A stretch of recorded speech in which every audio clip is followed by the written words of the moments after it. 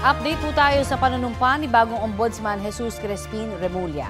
At may ulat on the spot si Salima Refran. Sam? Connie, nanumpa na nga bilang ikapitong Ombudsman ng Pilipinas si Jesus Crespin Remulla. Nanumpa si Remulla na gagampanan ng kanyang panibagong tungkulin bilang tanod bayan kay Senior Associate Justice Marvic Leonen sa Korte Suprema ngayong umaga. Sinaksihan ng panunumpa ni Remulla ng kanyang asawa ni Associate Justice Antonio Co at ng mga dating kasamahan ni Remulla sa Department of Justice. Agad raw aaksyonan ni Remulla ang issue ng mga maanomalya umanong flood control projects. Batay na rin sa mga nakuha nilang impormasyon sa case build-up sa DOJ, umaasa si Remulla na sa mga susunod na linggo ay makakapaghain na sila ng mga kaso sa Sandigan Bayan.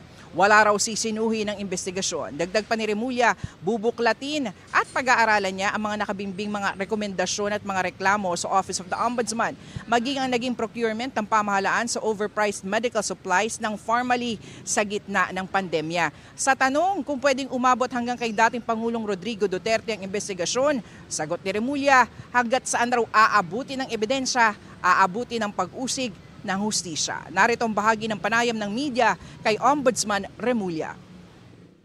Wala ho tayong sinisino rito.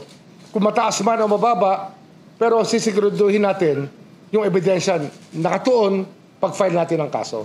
So kahit mataas yan, kahit umabot na senador yan, kung saan maabutin yan, gagawin natin.